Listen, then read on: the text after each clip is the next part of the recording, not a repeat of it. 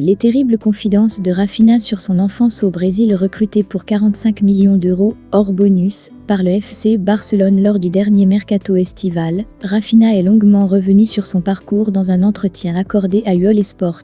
L'occasion pour l'ailier des Blaugrana d'évoquer son enfance, plus que chaotique, au Brésil.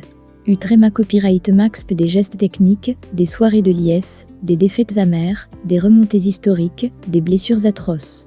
Si le football offre autant de sentiments aux amoureux du ballon rond, il est également à l'origine de parcours extraordinaires. Dans un entretien accordé à UOL Sport, la nouvelle recrue barcelonaise, Raphinha, a ainsi conté son histoire. Des mots forts, parfois glaçants, résumant les jeunes années de l'ailier brésilien, aujourd'hui sous les couleurs d'un des plus grands clubs d'Europe. Il serait injuste de dire que j'ai eu faim dans ma vie, parce que mes parents n'ont jamais manqué de nourriture à la maison. Pourtant, après l'entraînement, je me tenais dans la rue et demandais aux gens de m'acheter quelque chose à manger ou une collation. Certaines personnes m'ont aidé, d'autres m'ont carrément traité de clochard.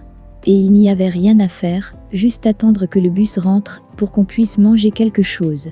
J'avais entre 12 et 14 ans à l'époque, explique, tout d'abord, l'enfant de Porto Alegre dans des propos relayés par Mado Deportivo. Raphinha revient sur son enfance chaotique passée par le Stade Rennais, le Sporting ou encore l'Unité, celui qui totalise, aujourd'hui, un but et une passe décisive en 6 matchs toutes compétitions confondues avec le Barça est, par ailleurs, revenu sur la dure loi des quartiers difficiles au Brésil. Durant mon adolescence, dans mon quartier, des opportunités se sont présentées et elles étaient nombreuses.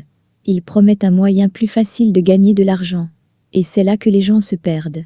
J'ai rencontré des gens qui n'avaient pas de grands objectifs, une famille pour les soutenir, ils étaient perdus.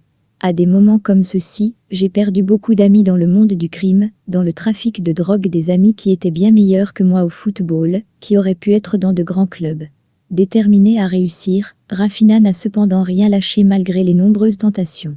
J'ai grandi dans une communauté où la criminalité et le trafic de drogue étaient courants, mais j'étais fort pour garder mon objectif, devenir footballeur. Atteindre cet objectif en sortant d'une communauté est un grand sacrifice.